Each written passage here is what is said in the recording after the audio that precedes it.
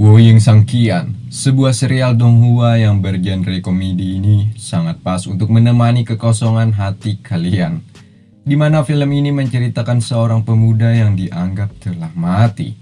Kemudian, ia dihidupkan kembali oleh kekuatan magis alam barzah. Nah, jadi bagaimana ya keseruan filmnya? Yuk pacul cawai kalian, dan inilah Woying Sangkian.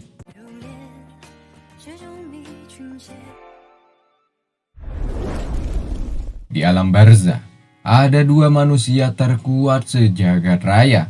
Ada Changde yang berperan sebagai manusia jahat, serakah yang menginginkan kekuasaan. Dirinya semena-mena ingin menguasai jagat raya dengan kemampuan yang dimilikinya. Sementara lawannya ada Sungyu. Ya, meski dia terlihat tua, namun kepribadiannya cukuplah mencengangkan. Sebab dia di sini berperan sebagai my uncle, my hero, kakekku, pahlawanku. Changde, kakek mohon, hentikan hasrat sesatmu itu. Jika tidak, maka pedang berwarna kuning keemasan ini akan menancap ke lubang anusmu. Woi kakek tua, aku bukanlah penjilat yang hanya bisanya mencari muka di depanmu. Jangan harap aku akan menghentikan kehendak hasrat dan keinginanku ini. Berani sekali kau ya sekarang. Sekali lagi, aku pinta untuk menghentikan rencana jahatmu itu. Jika menuruti perkataanku, maka kau akan kuampuni. Kau pikir kau siapa? Mentang-mentang kau memiliki siklus reinkarnasi untuk dunia fana ini. Jangan harap bisa menyelamatkan dunia dan menghentikanku. Angan-anganmu terlalu tinggi, kek. Bangun, woi. Dasar anak muda sekarang ya, emang susah dibilangin. Oke, kalau itu maumu, maka jangan salahkan aku lagi jika pedangku ini benar-benar menusuk pantatmu. Rasakan kekuatan baruku, jurus guntur ungu 9 pedang. Jadi ini mau kau ya, wahai anak muda. Rasakan ini, pembalasan dari seranganku. Tombak dan bilah sejati.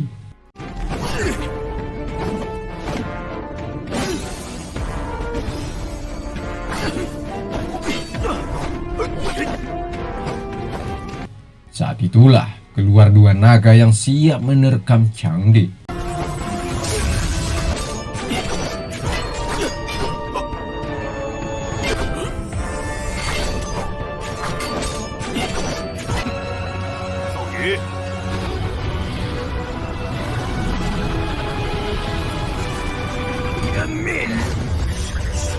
Namun Changde masih optimis memenangkan ini sembari menyombongkan diri, coy.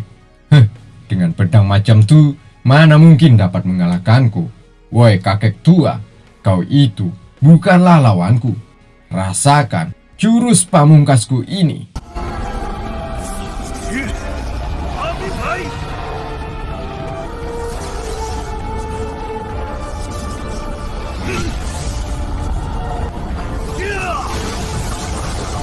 Disinilah secara mengejutkan, kakek Hongyu yang memiliki pengalaman lebih banyak dibandingkan Changde. Ia mampu menenggelamkan nyawanya ke dalam api neraka. Ya, siapa dia? My uncle, my hero. Meski sudah dapat mengatasi perlawanan Changde, rupanya kakek Hongyu mengalami luka yang sangat serius, coy. Sepertinya tak lama lagi ia akan mati. Sangat amazing. Sepertinya mangkuk reinkarnasi ini tak bisa membendung kekuatan Changde. Tak lama lagi, kayaknya aku mau mati nih. Gimana dong teman-teman? Nah, saat disinilah kakek Hongyu melihat ada sesosok roh orang mati yang melayang-layang di alam barzah ini, coy. Hah? Aku di mana? Kau siapa? Kok jelek kali? Ya, pemuda ini kebingungan sebab ia baru pertama kali masuk ke alam ini, coy. Pemuda yang bernama Wuzo ini. Jadi ceritanya pemuda ini secara takdir dirinya sudah mati, coy. Dimana ia sebelumnya ingin menyelamatkan seseorang di sungai. Malah dirinya yang mati, ya kan? Hai anak muda, kau tidak tahu ini tempat apa? Ini adalah tempat kehampaan atau barzah. Kamu itu sudah mati, nak. Apa? Aku sudah mati? Tidak mungkin. Kakek pasti berbohong, ya kan? Kalau aku mati, bagaimana dengan urusan duniaku yang saat ini masih belum kelar juga? Bagaimana ibu, ayah di rumah? Tenang, tenang. Kakek bilang tenang. Kakek bisa mengembalikan jiwamu agar kembali hidup. Yang benar, kek. Kakek pasti bohong, ya kan? Iya, kakek bisa menghidupkan dengan ini. Yakni mangkuk ajaib. Dengan itu, kamu bisa kembali bertemu orang-orang yang kau sayang kembali, nak. Tapi, kek. Banyak ngomong. Tak ada alasan lagi untuk menjelaskannya. Rasakan ini. Jurus menghidupkan orang mati. 和我传承，可瞬间获得剑意。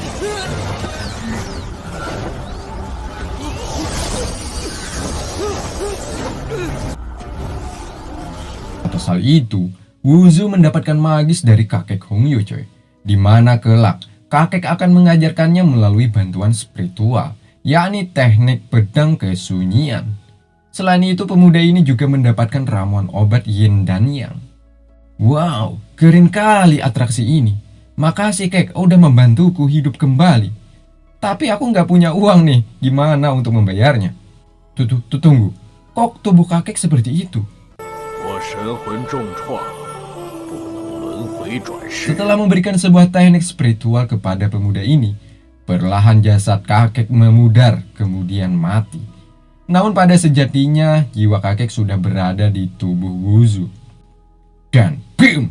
Naga, juga mangkok telah diberikan seutuhnya kepada pemuda ini, coy. Di mana mangkok tersebut dapat menelan logam emas dan terus berkembang. Artinya dengan benda itu akan membantunya untuk mempercepat latihan, juga meningkatkan dan memulihkan esensi pada dalam tubuh.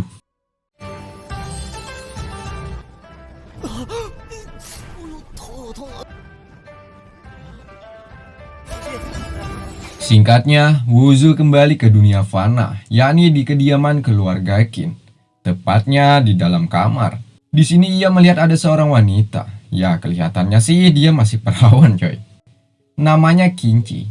Wanita yang memiliki perawakan cukup ideal bagi kaum Adam. Kulitnya yang putih mulus, bibir bergincu, mata sendu, dan yang paling utama, dua pagodanya cukup memanjakan mata, coy. Di sini Kenji memasang wajah centilnya sembari berucap kepada Wuzu. Apa kamu ingin memakaiku malam ini atau tidak, kakak? Hal itu tentunya membuat sebuah pertanyaan di dalam benak Wuzu, coy. Tak disangka ya kan dirinya mendapatkan ketapi sontol, anjay. Bukannya kenikmatan yang didapat Wuzu, melainkan cacian dari calon mertuanya. Kemfeng namanya. Woi menantu sialan, bukannya kau malam ini ingin menikahi putriku? Kau malah asik bercinta dengan wanita ini. Tidak, paman. Ini hanyalah kesalahpahaman saja. Aku tidak berniat ingin mencicipi nih cewek. Tidak, Tuan.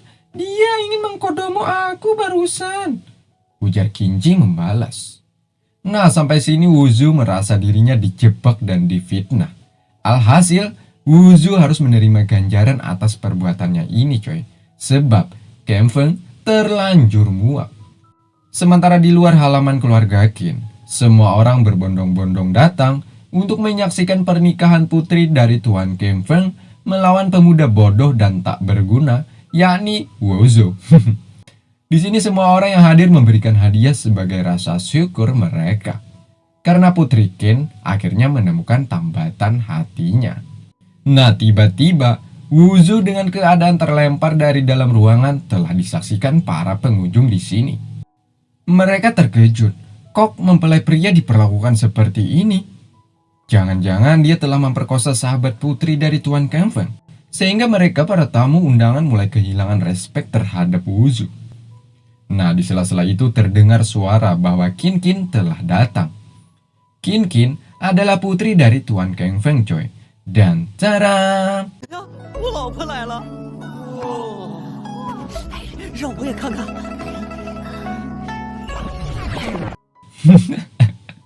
Anjir. Rupanya bukan dia, coy. Dan inilah yang asli. Kita sambit putri Tuan Kemfeng, Qin Qin.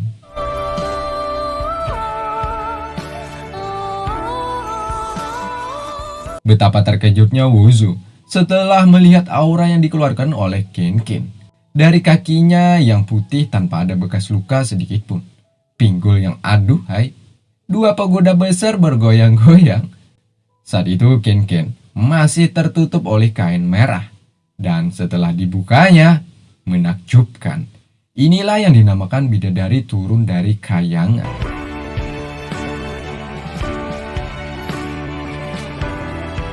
Wuzu langsung bersujud karena melihat calon istrinya cantik bak bidadari surga. Oh sayangku, cintaku, pujaan hatiku. Sementara para pengunjung terutama kaum Adam, mereka semua terwah-wah. Di lain sisi, mereka semua juga merasakan bahwa Wuzu dalam bahaya besar. Sebab Wuzu sebelumnya telah dianggap menodai dirinya sendiri dengan bermain kodomo dengan Kenji. Di mana saat di sini tangan Qin Qin sudah siap mendarat ke pipi Wuzu. 老婆，你听我解释啊，我是。 Rupanya dugaan semua orang salah.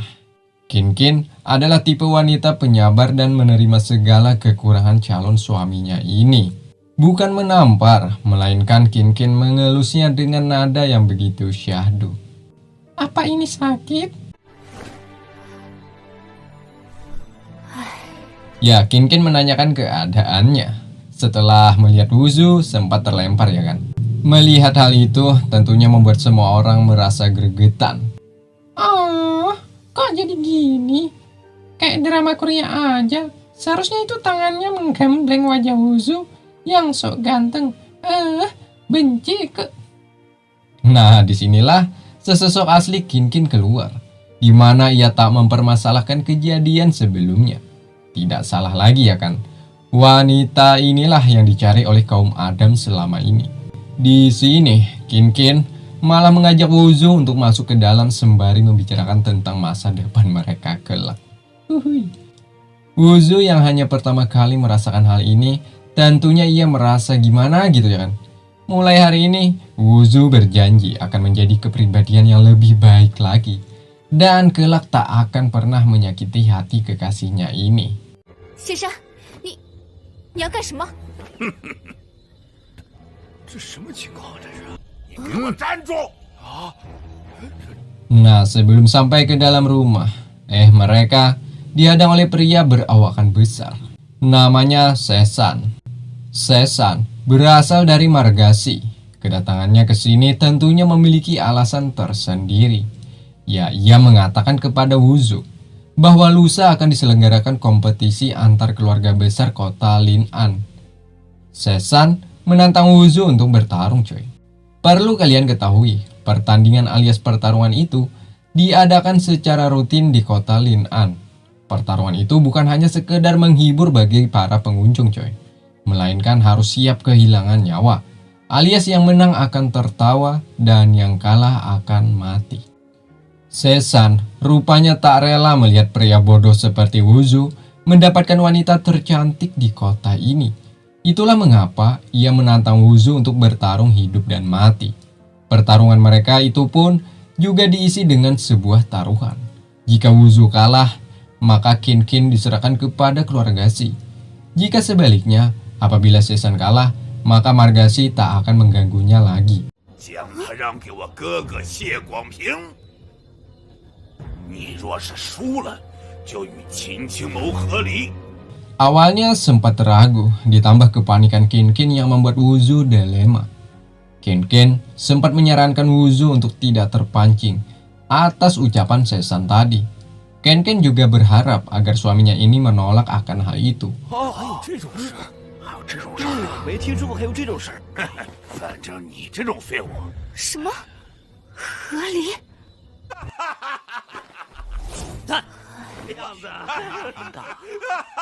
Tapi apa coy? Wuzu yang merasa ini sebuah penghinaan karena telah disaksikan semua orang yang ada di sini, ia pun menerima akan bertarung melawannya.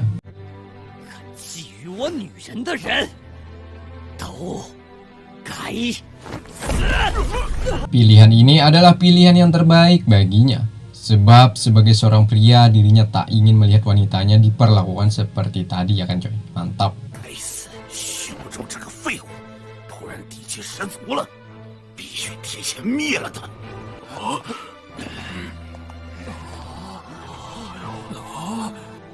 青毛，走吧，我们回家。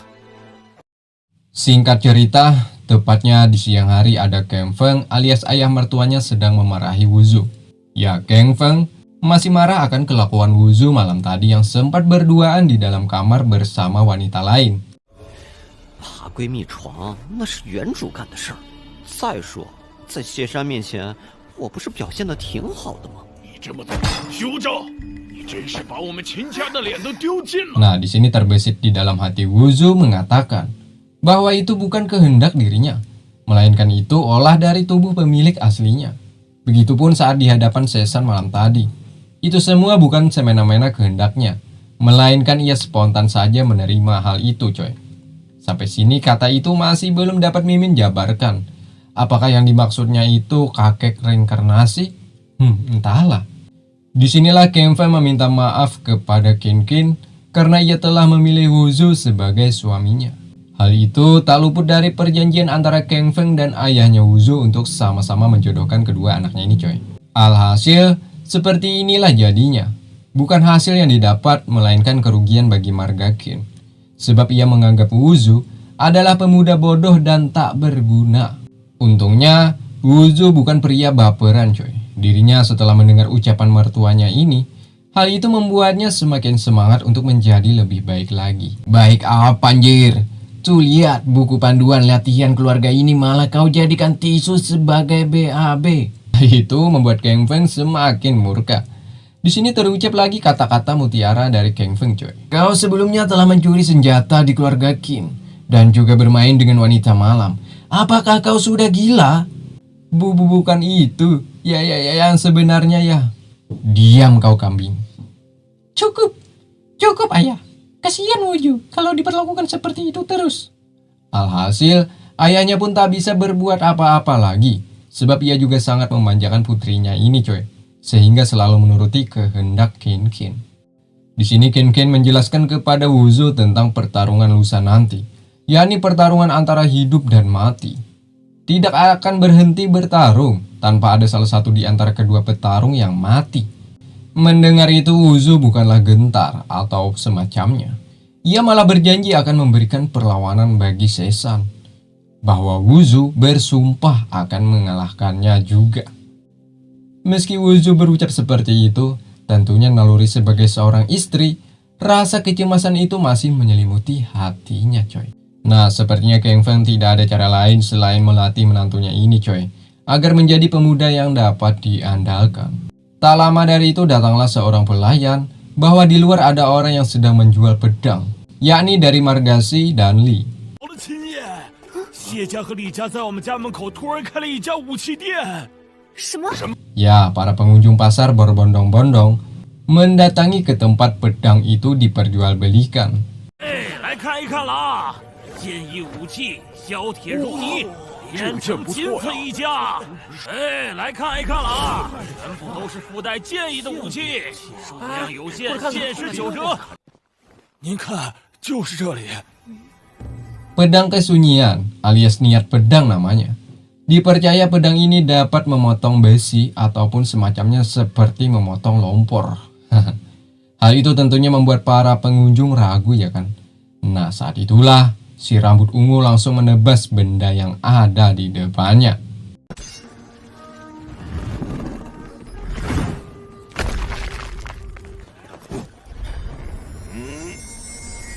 Hal itu sudah cukup untuk meyakinkan para pengunjung bahwa pedang itu memiliki keunggulan yang luar biasa.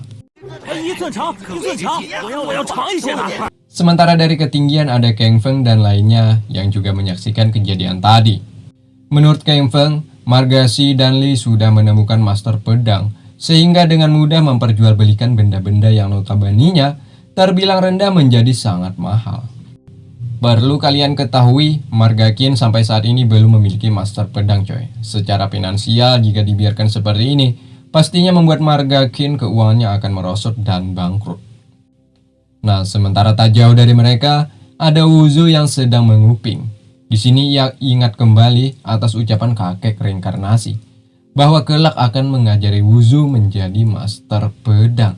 Tepat di hadapan Kang Feng, kedua orang yang menjual pedang tadi penuh dengan aura pembunuh sembari berucap, "Kang Feng, sudah lama kita tak bertemu." Kedatangan kedua orang ini rupanya bukan untuk membunuh, melainkan ingin mengajak kerjasama Tuan Kang Feng. Sebab kedua orang ini mengetahui keluarga Qin akan mengalami krisis ekonomi dikarenakan tidak memiliki niat pedang. By the way, niat pedang sejenis pedang yang memiliki kekuatan tersendiri. Kekuatan pedang tersebut konon katanya mampu membelah baja. 秦家主，就凭你们两家，也想吞并我秦家的产业？哎呦，什么？这就是太好大的口气！ Kang Feng menolak akan kerjasama dengan mereka. Mana sudi Kang Feng bernegosiasi dengan musuh bebuyutan kerajaan ini ya kan? 就凭你们两家，也想吞并我秦家的产业？ Nah, hal itu membuat si rambut ungu ini pun mulai menyombongkan diri. Kang Feng, kau akan jatuh miskin jika menolakku, sebab kerajaanmu tidak memiliki niat pedang. Ya, para kaum pribumi pun hanya bisa melihat juga mendengar ucapan itu. Sebab perkataan si rambut ungu sedikit banyaknya memang benar. 哦，既然如此，那秦家主不妨拿出来和我们比一比呀！在场这么多人都是舰长， Merasa dihina karena bisnis ini ditolak oleh Kang Feng, ia pun meminta agar Kang Feng mengeluarkan niat pedang. Sebab Kang Feng sempat mengatakan bahwa kerajaan ini menyimpan pedang yang masih terjaga kemaslahatannya. Salah satu bawahan Kang Feng pun menanyakan kepada raja, Tuan, bagaimana ini? Apa kita masih mempunyai senjata dengan niat pedang?" Kamu tenang saja. Kumpulkan semua pedang yang ada di gudang senjata, lalu antar ke hadapan mereka ini. Terlihat dari raut wajah Tuan Kang Feng, sepertinya dia hanya mencari peruntukan saja coy. Sebab ia sadar kerajaan alias dinasti mereka tidak memiliki keunggulan dalam hal pedang memedang. Wuzu yang melihat hal ini, ia teringat lagi kata-kata kakek reinkarnasi. Sehingga ia yakin inilah waktunya bagi Wuzu untuk memamerkan kekuatan di hadapan mertuanya. 别耽误老子做大事啊！看来该我出手了。是，这就是武器库吧？ Ya, di sini Wuzu memberanikan diri untuk masuk ke gudang senjata. Tanpa banyak bicara lagi, Wuzu langsung mencoba memadatkan semua pedang dengan teknik yang diperagakan oleh kakek reinkarnasi sebelumnya. 看来老头子还是蛮厉害的嘛。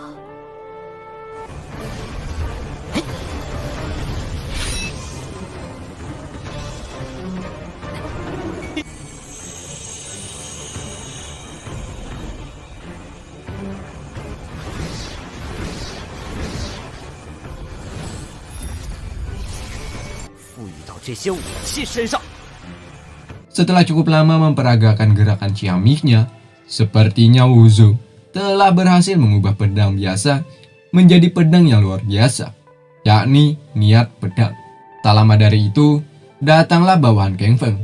"Deh tuan muda, kau nggak kapok-kapoknya? Baru dibilangin jangan mencuri.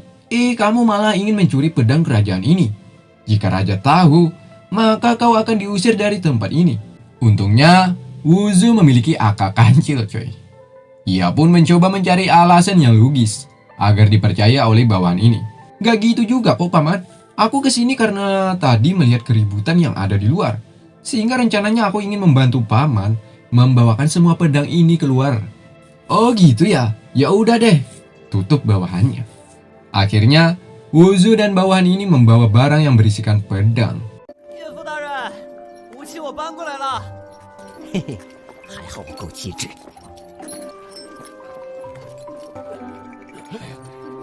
Setelah sampai, Kang Feng pun menyuruh mereka menaruh untuk dihadapkan ke arah kedua orang ini. 这就是秦家的剑意武器。Si rambut ungu pun mencoba untuk mencek keaslian pedang ini. Setelah beberapa waktu, ia sedikit ragu bahwa ini bukanlah niat pedang.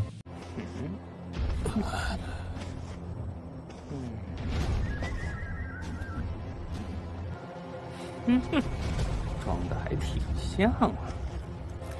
Alhasil, ia pun mengeluarkan pedangnya dan bim. 完了！且慢！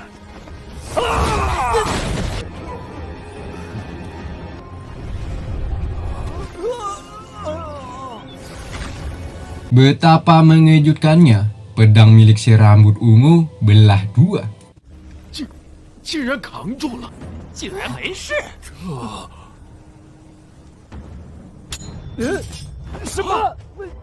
Sementara dinding pintu hancur akibat kedahsyatan Maharaja, kekuatan niat pedang. Dengan begitu, sudah cukup membuat kedua orang ini ketar-ketir. 我们今天就不打扰了，先行告退，先行告退。那个秦家主，是建议。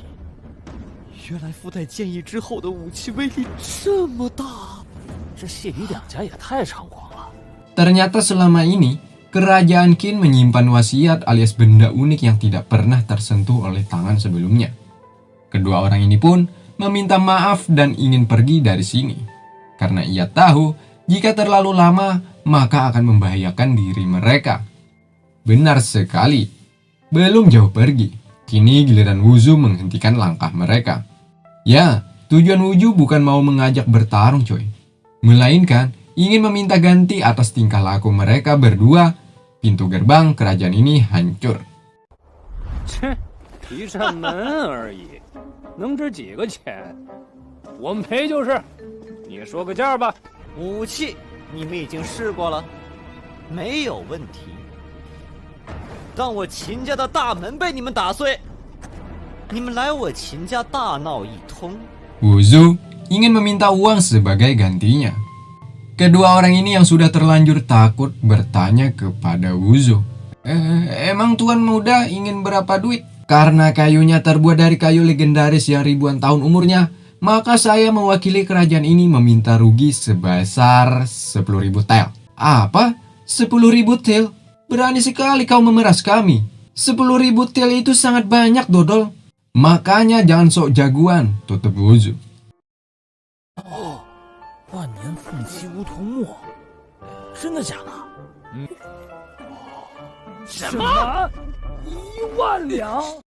Setelah pikir-pikir, akhirnya kedua orang ini pun pasrah dan mengikhlaskan untuk bayar kepada Wuzu sebesar 10.000 tel. Masing-masing 5.000 tel, jadi totalnya 10.000 tel coy. 我们一人5000两，一共1万两。好吧。 Bukan itu maksud Wuzu, tapi satu orang 10.000 tel. Kan bangsat nih anak. 我刚刚说的意思是，你们两个每人1万两。那个，不好意思。 Di sini si rambut ungu tak bisa mengontrol emosinya. Untungnya temannya mampu meredam amarah itu.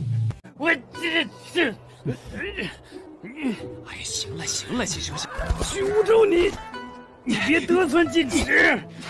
Alhasil mereka pun masing-masing bersedia membayar 10.000 tel.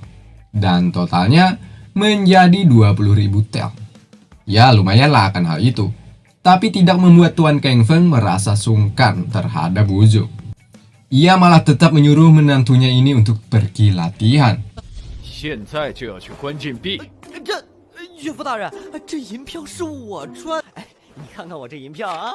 好，没想到这老头比我还不要脸。 你说什么？我没听清。我这就去关禁闭，关禁闭。哦，对了，还有一只狗。 Sementara itu Kang Feng menanyakan kepada bawahannya, apakah benar pedang ini sebelumnya tidak pernah disentuh oleh manusia? Sebelumnya, Wuzu lah yang pertama kali menemukan benda ini. Apa?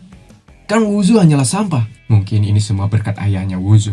Entahlah, tutup Raja Kang Feng. Wuzu kala itu sedang berada di sebuah gudang. Tempat ini adalah tempat yang direkomendasikan oleh mertuanya untuk berlatih. Berlatihnya pun hanya secara otodidak coy. Tidak ada guru yang memandunya. Nah, hal itu membuat Wuzu teringat akan masa lalu, di mana ia merasa dijebak sedang bermain Kodomo dengan Ling Qingqi. Sampai saat ini, semua orang tidak ada yang percaya, meski Wuzu sudah mengatakan yang sesungguhnya. Mungkin hanya dengan menjadi manusia kuatlah agar suaranya bisa didengar. Nah, mulai hari ini, Wuzu bersumpah akan menjadi pemuda terkuat se-alam raya. 都得先有实力。看来，想让他对我印象有所改观，岳父肯定不会相信是林青瓷主动勾引我的。 Kebetulan, tempat ini adalah tempat senjata, di mana senjata ini rata-rata terbuat dari logam murni coy. Teringat kata-kata kakek reinkarnasi, untuk menjadi pendekar pedang, harus membutuhkan logam untuk Wuzu berlatih. Ya, mangkok yang diberikan oleh kakek tersebut nantinya akan membantu menyerap inti dari logam tersebut.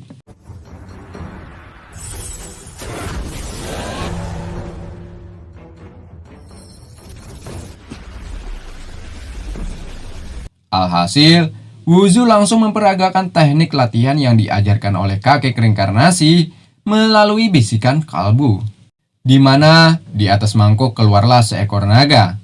Nah, sementara pedang yang mengandung serat logam berubah menjadi sebuah pil. Pil itu yang akan membantu meningkatkan kualitas bela diri Wuzu nantinya coy.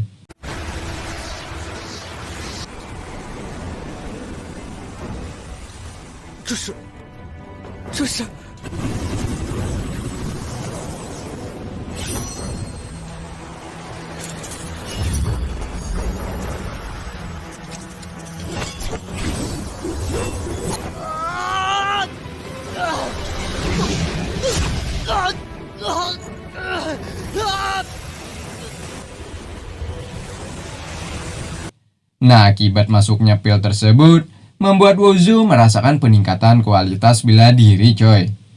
Gilanya lagi, Wuzu menghabiskan semua pedang untuk dijadikan sebuah pil. Di sebuah kedai, ada dua sejoli yang sedang menghabiskan malamnya dengan minum-minum. Selain itu, mereka berdua juga telah mengeksekusi wanita tercantik yang ada di tempat ini. Sebut saja namanya Mon dan Del. Ternyata hasil uang mereka yang habiskan ini atas kerjasama dengan Wuzu, di mana Mon dan Del memaksa Wuzu untuk mencuri benda di tempat keluarga Qin. Nah, sampai sini akhirnya kita mengetahui kenapa alasannya Wuzu sampai mencuri benda-benda unik di tempat mertuanya tersebut. Setelah beberapa langkah dari perbincangan mereka itu, datanglah seseorang yang mencurigakan, sehingga naluri petarung Mon dan Del keluar.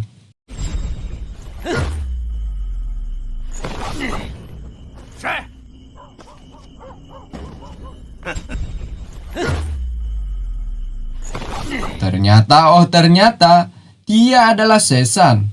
Woi, dua kampret, aku ada tugas buat kalian. Tugas apa bos? Bunuh Wuzu, maka kalian akan kuupah 100 tel. Nah, mendengar itu, tentunya Mon dan Del menolak. Sebab Wuzu adalah sumber penghasilan mereka. Jika dibunuh, kemana lagi mereka mencari cuan untuk bersenang-senang ya kan? Tapi mereka tak bisa juga menolak coy.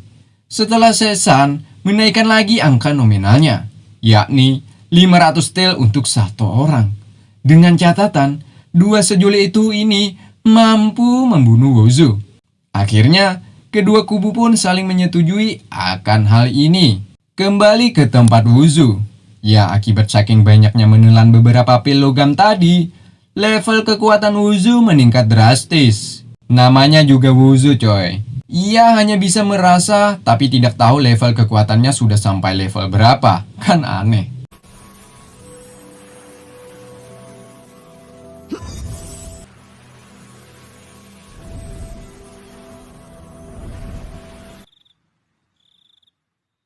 Nah, tak lama dari itu, seperti janjinya, kedua sejoli ini mendatangi ke tempat di mana Wuzu berlatih.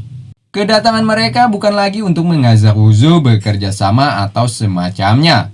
Kedatangannya ke sini hanya ingin memenggal kepala Wuzu. Sebab jika itu terlaksana, maka keuntungan lebih besar akan menghampiri di hidup mereka. Bahkan mereka mengatakan selama ini hanya memanfaatkan Wuzu saja demi keuntungan sepihak. Nah, mendengar itu tentunya membuat Wuzu merasa dikhianati. Kebetulan juga ya kan, selagi mentes kekuatan barunya, Wuzu pun langsung meladani permainan ini. Menggunakan pedang, Wuzu langsung adu jotos dengan Mon. Terlihat kekuatan mereka berdua sepertinya sebanding. Di saat Wuzu menyerang, Mon mampu menghindar. Di saat Mon menyerang, Wuzu juga mampu untuk menghindar.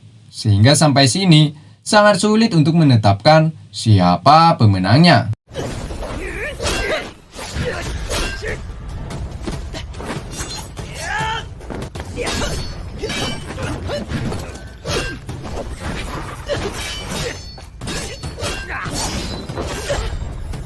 Mon setelah melihat kemampuan Wuzu meningkat drastis, tentunya ia tak percaya ya kan. Kok pemuda sampah ini dengan cepat kekuatannya meningkat, padahal kemarin masih berada di bawah terdasar dari tingkatan bela diri. Ya, mereka berdua tidak mengetahui bahwa di balik itu semua ada rahasia besar yang menyelimuti hidup Wuzu. Alhasil, Wuzu pun mulai kehilangan kesadaran, sehingga dengan beringas mampu mengalahkan Mon. Bukan hanya dikalahkan, Mon juga dibunuh oleh Wuzu.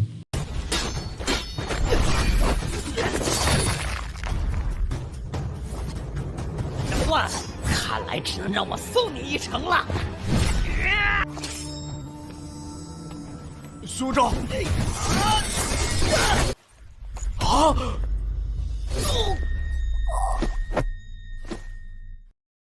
，Begitupun dengan Del.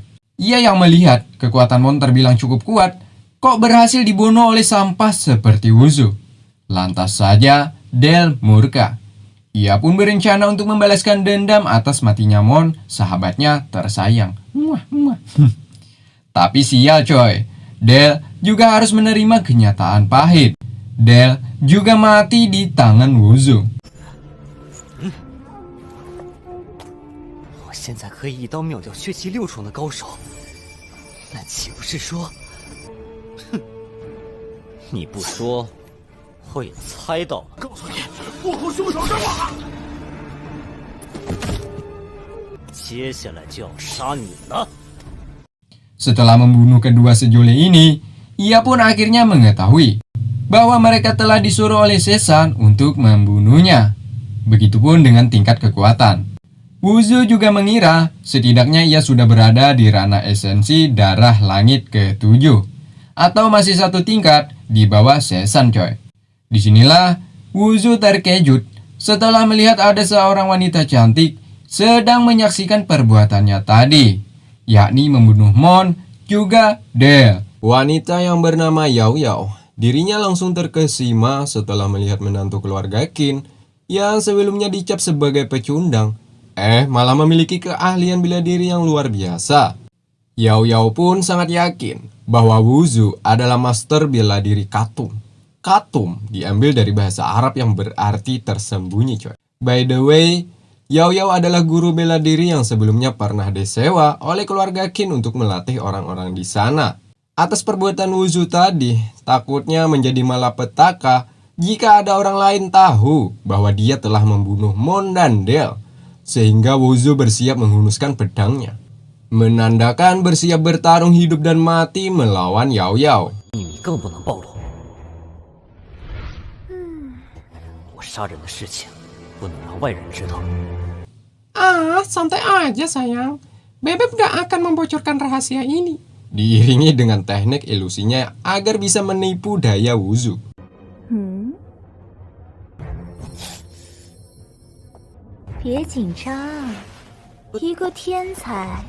Tapi lihatlah, Wuzu mampu lepas dari teknik Yao Yao. Melainkan Wuzu malah dapat mendeteksi seluruh bagian tubuh Yao Yao yang begitu cetar membahana ini coy. Wuzu saat itu tidak memfokuskan ke dalam celananya, melainkan tepat ke tengah-tengah dua gunung. Ya, tepat di dalam jantungnya. Terdapat luka batin yang Yao Yao sembunyikan selama puluhan tahun. Cukup Nona, ilusimu itu takkan mampu memperdayaku. Melainkan aku sudah tahu dua gunungmu yang besar itu. Salah, jantungmu terluka parah. Dan aku Wuzu dapat menyembuhkan luka itu. Kata itu dianggap telah melecehkannya, sehingga Yao Yao marah kepada Wuzu coy. Sebab selama ini tidak ada satu orang pun yang mengetahui lukanya. Malah ketahuan oleh pemuda yang bernama Wuzu.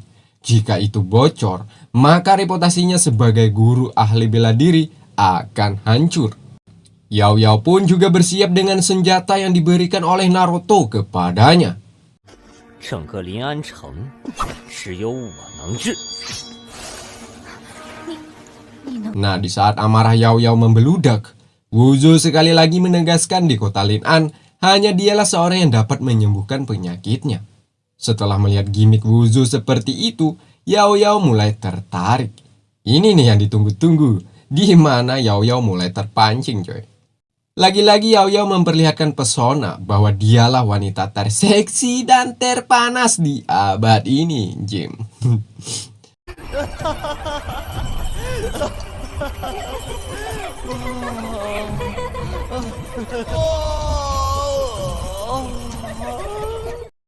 Hampir saja Wuzu jatuh ke dalam ilusinya.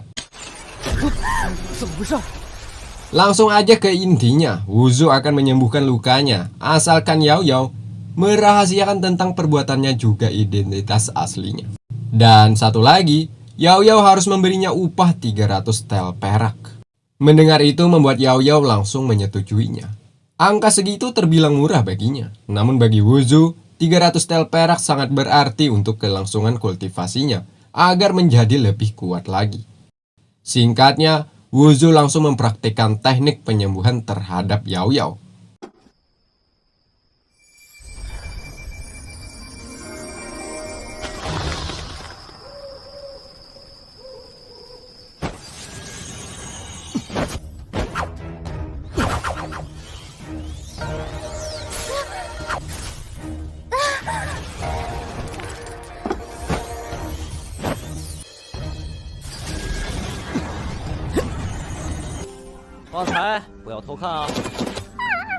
Setelah beberapa gerakan ia peragakan, Yao Yao sembuh total.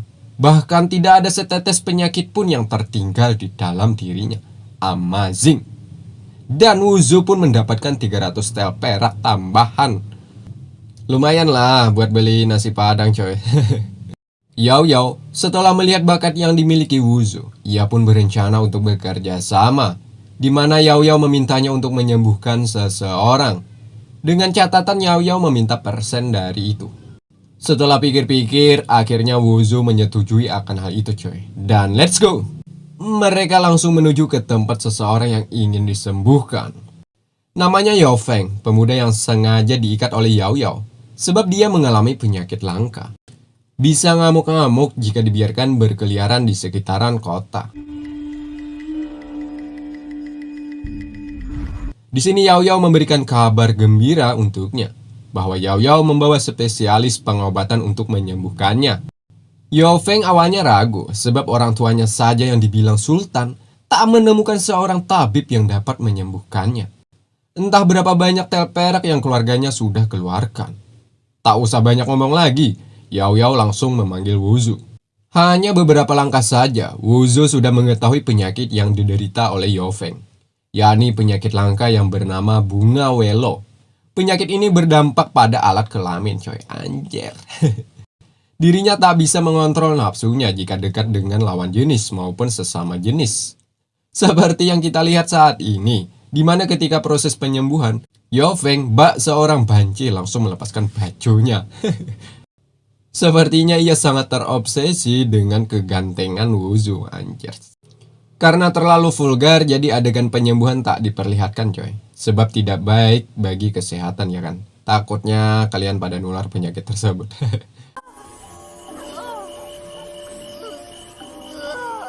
Singkatnya Yao Feng sembuh seketika. Kini Yao Feng sudah menjadi lelaki normal seutuhnya.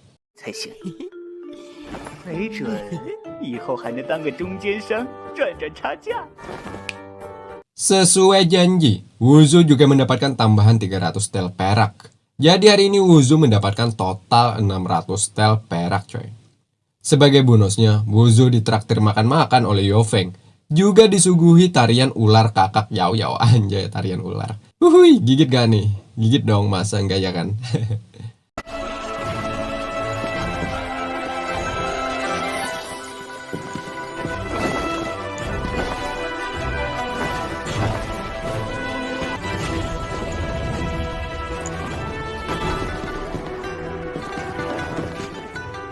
Kemudian mereka melanjutkan minum juga makan bertiga. Di sini banyak perbincangan yang mereka bahas. Salah satunya tentang pertarungan hidup dan mati antara Wuzu melawan Sesan. Ya, Yao Yao sudah tahu akan hal itu. Bahkan Yao Yao juga mengetahui kekuatan yang dimiliki oleh musuh Wuzu kelak, yakni berada di ranah esensi darah tingkat 7. Sementara Wuzu hanya berada di tingkat 6. Yao Yao pun memprediksi bahwa Wuzu besok akan dikalahkan dengan mudah. Sangat mustahil bagi Wuzu, hanya dengan satu malam bisa naik satu tingkat. Namun Wuzu masih bisa menanggapi dengan santai perkataan Yao Yao tadi coy. Singkat cerita, Wuzu pun kembali ke gudang. Di sini ia melanjutkan latihannya. Satu tel perak dapat mengekstrak setetes esensi darah. Sedangkan malam tadi, ia sudah mengumpulkan 600 tel perak. Jadi sudah dipastikan ada 600 tetes esensi darah yang akan diekstrak malam ini coy. Dan boom!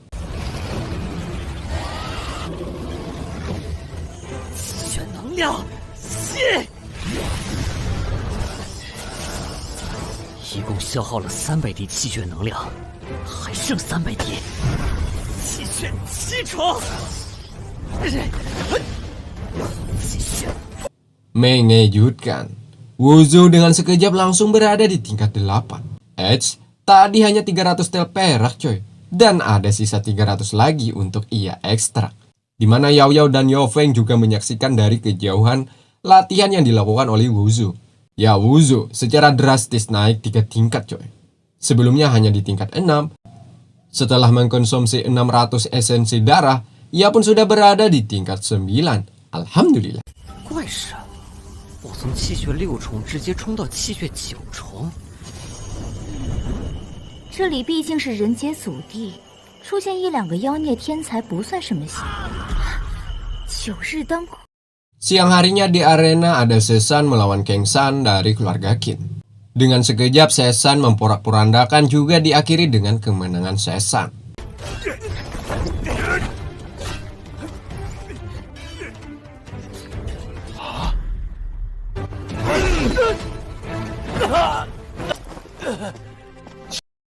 Hal itu membuat para wanita-wanita nakal, anjay. Rahimnya terasa anget-anget tai ayam, anjay.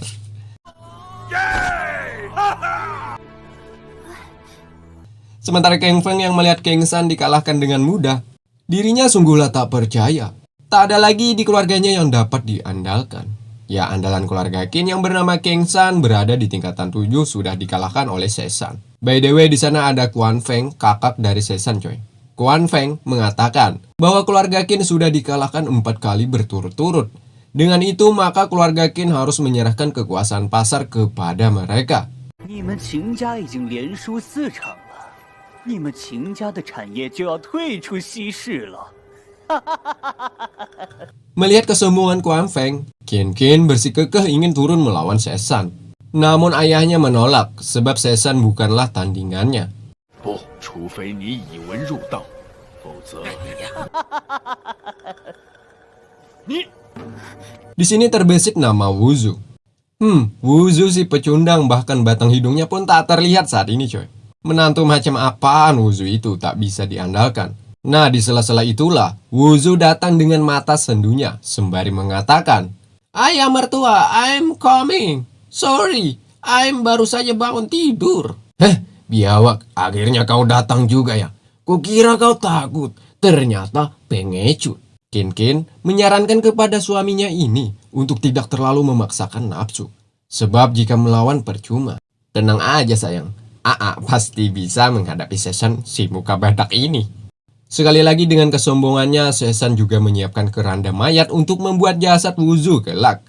Diiringi dengan nyanyian ala-ala Americano, cappuccino, teh botol sosro.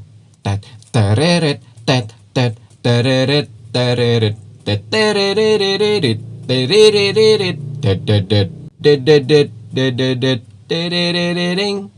Ding ding ding ding ding ding ding ding ding.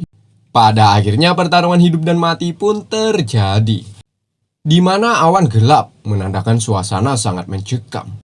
Kedua orang ini saling bersiap dengan tekniknya masing-masing. 谢山，石磊、石森都没有把我杀掉，你应该感到。只希望吴周能活下来。 Sesan memulai dengan serangan ciamiknya, namun masih bisa dihindari oleh Wuzu, coy.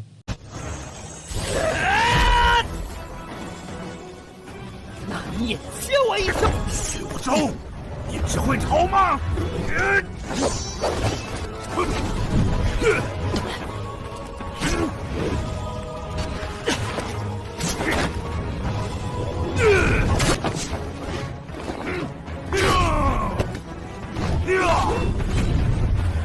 ？Nah, di sela-sela itu, Wuzu dapat memaksimalkan kesempatan untuk menyerang baliknya. 肯定不是我的对手，我得收着点力气了。要不，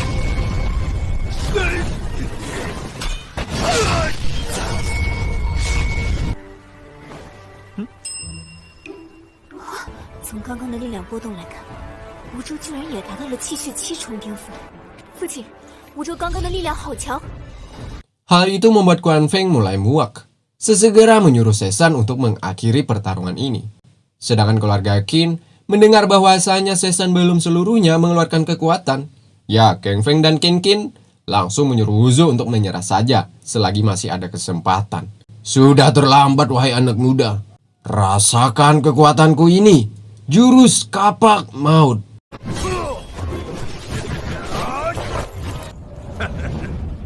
Nah, saat itulah Wuzu juga mengeluarkan jurus naganya. Di sini naga dan kapak saling adu kekuatan.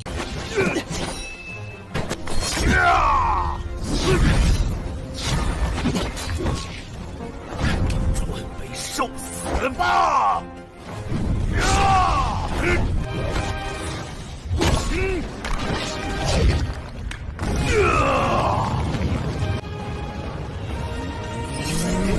赢了！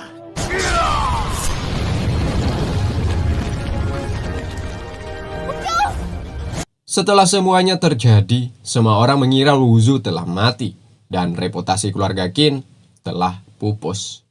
Tapi lihatlah, malah Sesan yang tak kuat menahan serangan dari Wuzu. Dirinya terbatuk-batuk lalu mengeluarkan darah. Cret.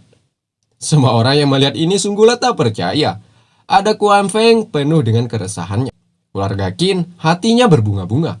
Dan para penonton yang menyaksikan takjub terkesima. Sebelumnya mereka tak pernah melihat pertarungan seperti ini, coy. Oh, sabar dulu, pertarungan ternyata belum berakhir.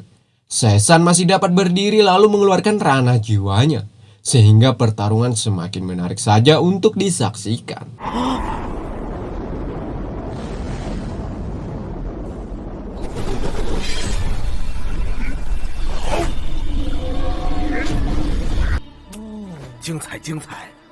Wuzu juga belum mengeluarkan seluruh kekuatannya, coy.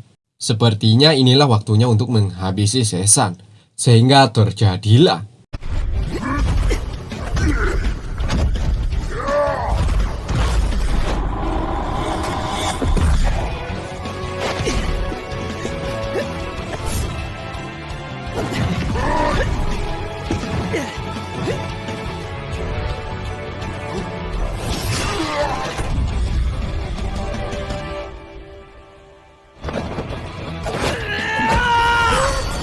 di mana Sesan untuk yang kedua kalinya batuk lalu mengeluarkan darah. Dan diakhiri dengan kekalahannya melawan pemuda pecundang yang bernama Wuzu.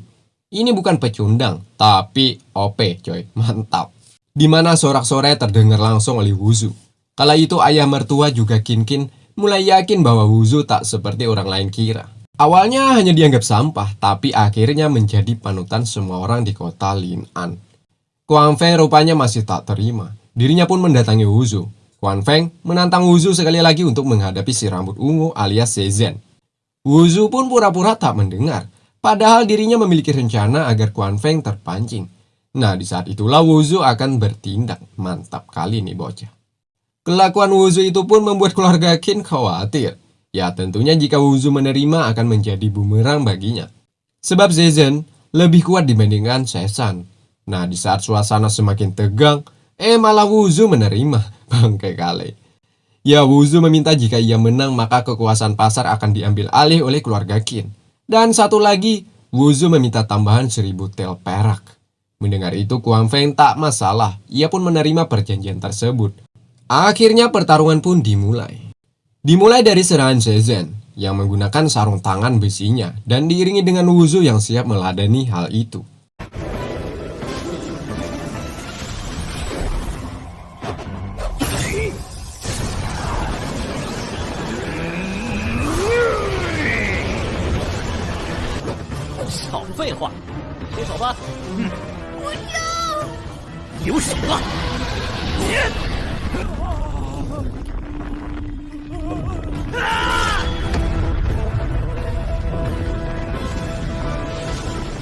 Lagi, semua orang masih belum mengetahui hasil akhir. Wuzu kah atau jangan-jangan Shenzhen yang memenangkan pertarungan? Deng-deng, lagi-lagi Wuzu menang. Dengan itu keluarga Qin sudah sah menjadi penguasa pasar. Dan juga Wuzu mendapatkan 1000 tel perak.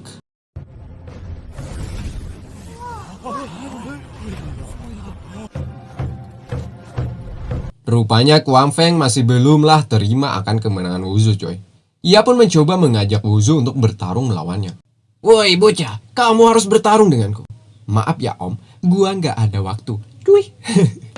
Kuan Feng pun sempat terpancing, namun Kang Feng turun tangan. Hal itu tentunya membuat Kuan Feng langsung ketar-ketir. Sudah dipastikan kekuatan Kang Feng sangatlah kuat coy. Bahkan masuk 3 besar manusia terkuat di kota Lin'an. Singkatnya Wuzu mendapatkan apresiasi dari ayah mertua. Dan kelak akan mendapatkan hadiah yakni 20.000 tel perak. Anjing banyak kali coy. Tapi nanti, kirain sekarang. Nah di sela-sela itu datanglah Kenji penuh dengan aura pengundang nafsu. Di sini Kang Feng meminta Wuzu agar meminta maaf atas perbuatannya semalam yang sempat ingin melecehkannya. Aduh, sampai sekarang ayahnya tak percaya juga coy, bahwa itu didasari ketidaksengajaan. Tapi ya gimana lagi ya kan? Singkatnya ada Kenji dan Wuzu berduaan di bawah pohon. Di sini Kenji rupanya masih menanam rasa cinta terhadap pemuda satu ini coy. Ya Kenji lagi-lagi merayu Wuzu agar menikmati bodinya yang begitu seksi. Aduhai memberambam bungol tambuk bangsat. Apa lagi? Perbuatan Kenji itu rupanya mengundang amarah Wuzu. Sebab di relung hatinya sudah berjanji tidak akan menyakiti hati Qin istrinya. Dan juga Wuzu berjanji jika sekali lagi Kenji bertindak konyol seperti ini, maka ia tak segan-segan akan menyakitinya. Seperti halnya Mondandil yang ia bunuh sebelumnya. Sampai sini Kenji bersumpah bagaimanapun ia akan mencari cara untuk mendapatkan hati Wuzu. Asik kali, Wuzu menjadi primadona coy. Tepatnya saat di keramaian pasar, ada Wuzu yang kala itu dihampiri oleh Yofeng. Di sini Yofeng mengajak Wuzu untuk ikut dengannya, yakni menyaksikan wanita-wanita nakal menari. Mau tidak mau Wuzu tak bisa menolak akan hal itu. Dan singkatnya mereka sudah berada di bar, kumpulan para wanita-wanita nakal menjual diri. Ya Wuzu sempat terbawa suasana malam, di mana para wanita mencoba merayunya. Di saat itulah ayah mertuanya datang, lalu menghajar menantu yang keterlaluan. Meski Wuzu mengatakan ini hanyalah kesalahpahaman, tetap Kang Feng menghajarnya. Dan satu lagi yang membuat Wuzu sangat menyesal, ayah mertua membatalkan untuk memberinya 20.000 tel perak. Sangat disayangkan.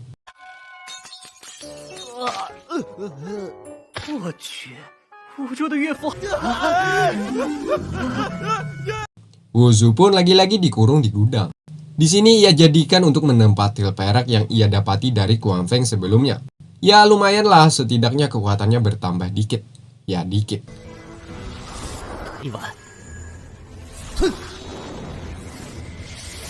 Sedangkan Yao Yao dan Yao Feng melihat dari kejauhan latihan macam apa yang dilakukan oleh Wuzu setiap malam.